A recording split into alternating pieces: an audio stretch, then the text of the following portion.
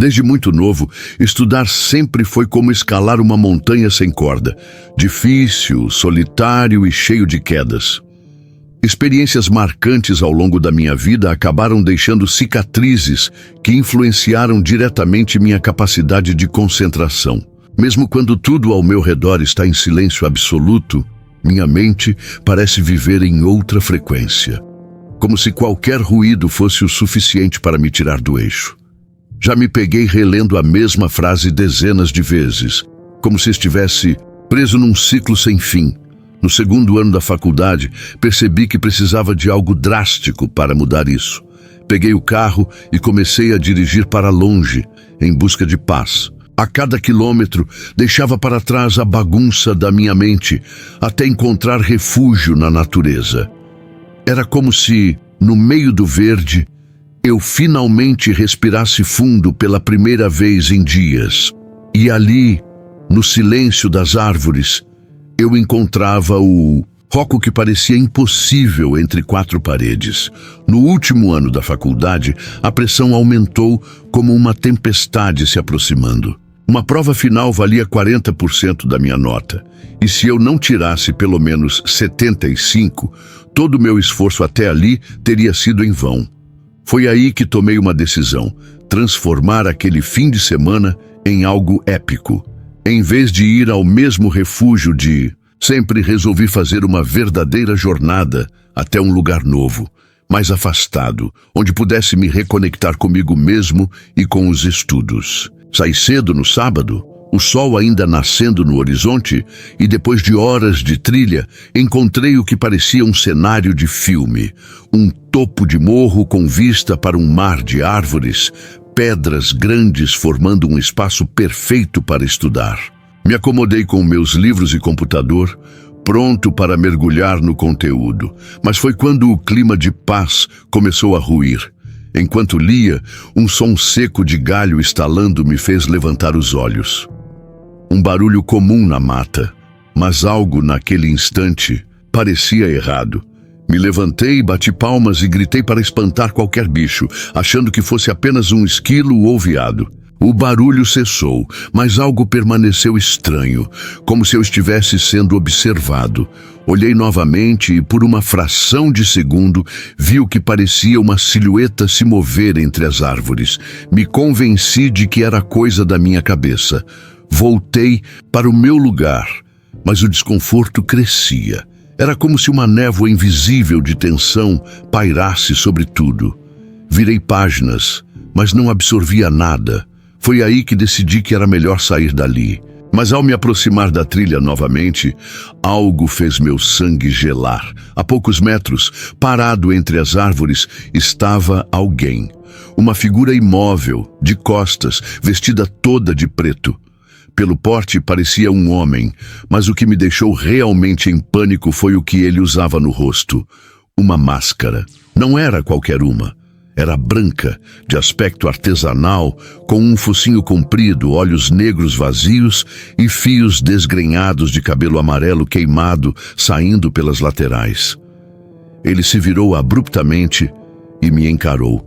Aqueles olhos me paralisaram. O pior ainda estava por vir. Ele começou a cantar, um som longo, grave, como um lamento misturado com grito. O som invadiu minha mente como se quisesse se alojar ali. E então ele começou a andar.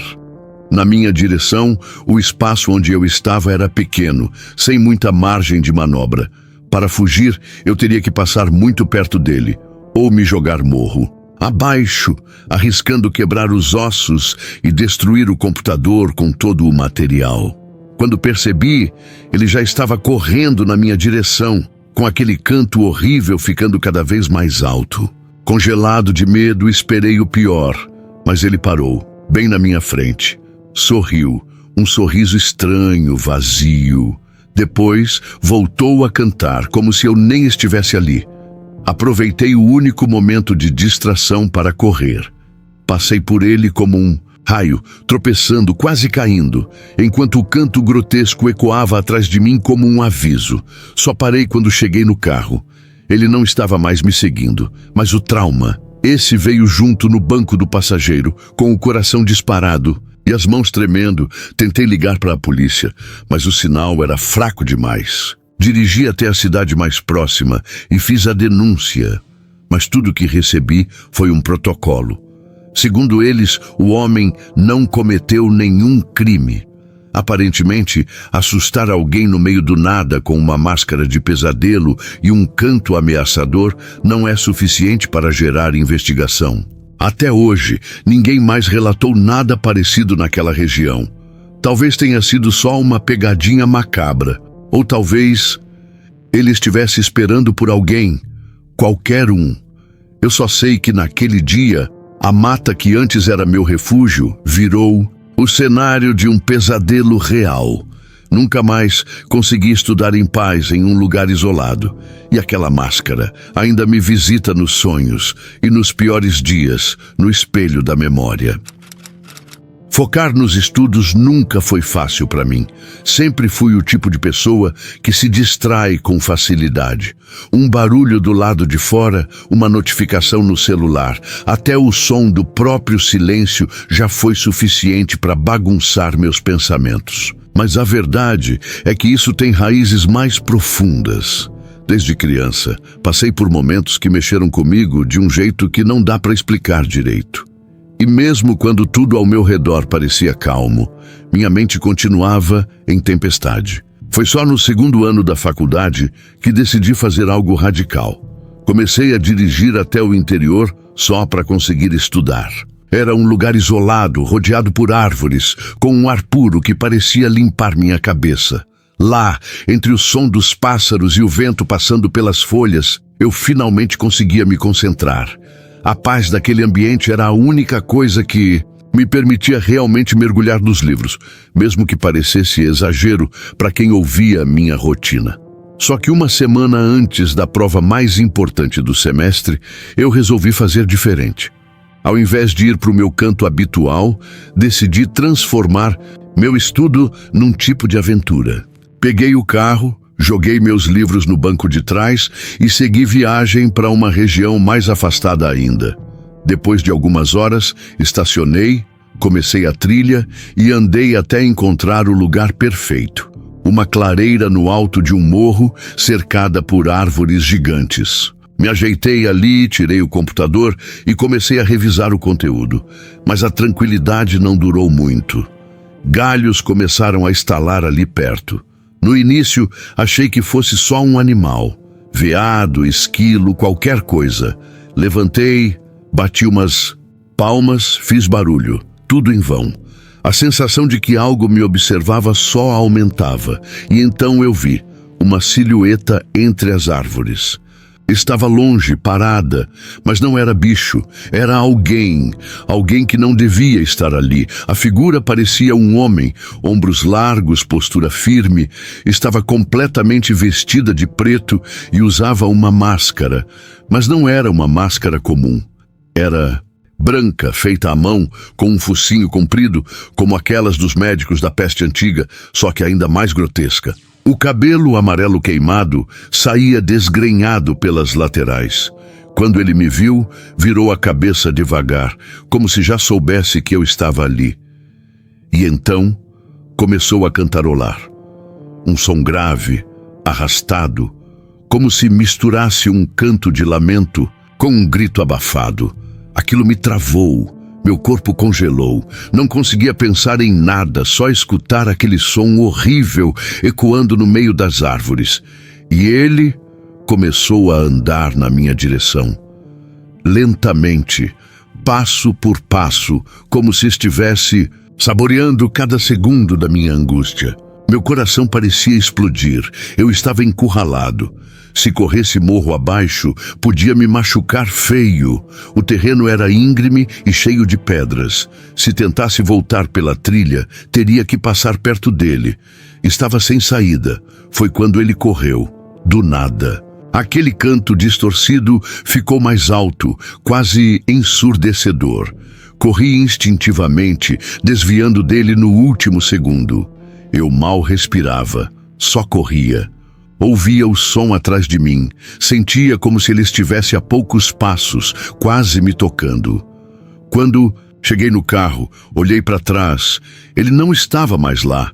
Desapareceu. Tentei ligar para a polícia, mas não tinha sinal. Só depois, na cidade mais próxima, consegui relatar o que aconteceu. Mas nunca soube o que fizeram com a informação. Talvez nada. Talvez aquele maluco continue por aí. Talvez alguém encontre ele tarde demais. Alguns meses depois daquele encontro bizarro na floresta, eu ainda não conseguia dormir direito. A imagem daquele homem mascarado me perseguia. Mas em vez de fugir disso, comecei a buscar respostas. Descobri fóruns online onde pessoas relatavam encontros semelhantes. E entre todos os relatos, um padrão me chamou a atenção. Muitos falavam de aparições nas proximidades de desertos isolados, especialmente em regiões onde o calor era quase insuportável. Eu precisava entender. Peguei meu Mustang, abasteci o tanque até a boca e dirigi sem rumo por dias. Meu objetivo era simples: encontrar qualquer vestígio, qualquer sinal que me levasse até algo concreto. Foi quando entrei numa estrada de terra, onde o ar tremia por causa do calor. A paisagem era silenciosa, como se até os insetos tivessem desistido de viver ali. Foi nesse vazio que eu vi uma placa caída, indicando uma antiga instalação, abandonada do governo.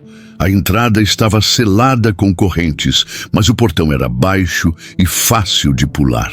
O prédio principal era uma estrutura de concreto rachada, marcada por pichações e sinais de que outras pessoas já haviam passado por ali. Mas o que realmente me arrepiou foi o símbolo gravado na porta, o mesmo da máscara que o homem usava, uma espécie de círculo com linhas cruzadas, como um olho deformado. Entrei. O lugar estava escuro, abafado, e o cheiro de ferrugem misturado com mofo era quase sufocante. Conforme explorava, comecei a perceber que aquele lugar não era apenas abandonado, era escondido.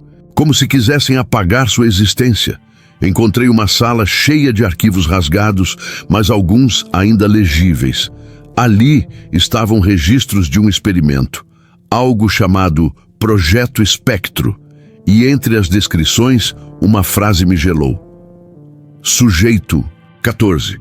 Último avistamento, floresta ao norte do estado. Antes que eu pudesse processar tudo, ouvi o barulho. Primeiro, parecia vento. Depois, passos, lentos, cadenciados. E então, o mesmo canto. Aquele som grave, distorcido, como um cântico feito para enlouquecer. Travei por um segundo, mas dessa vez eu estava preparado. Saí correndo pelos corredores estreitos, tentando lembrar o caminho de volta. As luzes piscavam. Sim, mesmo com o prédio sem energia, algumas luzes estavam funcionando. Como? Não sei. Talvez alguém tivesse ligado um gerador. Talvez ele estivesse esperando por mim. Quando cheguei à saída, algo me puxou pelo braço. Uma mão fria, de pele áspera, quase de couro.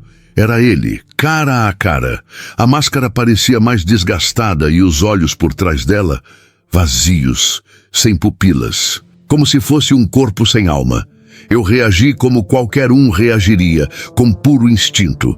Dei um soco com toda a força, me soltei, pulei o portão e corri até o carro.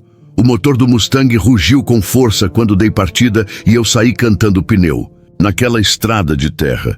Mas quando olhei pelo retrovisor, ele ainda estava lá, parado, só me observando, aquela silhueta imóvel no meio da poeira.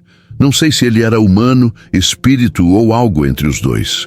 O que sei é que o Projeto Espectro não era uma lenda urbana, era real, e talvez ainda esteja em andamento. Desde aquele dia recebo e-mails estranhos, ligações sem voz do outro lado, e sempre que o relógio marca 3h33, meu celular toca. Quando atendo, só ouço aquele canto, como se ele estivesse me lembrando: eu te encontrei uma vez e posso te encontrar de novo.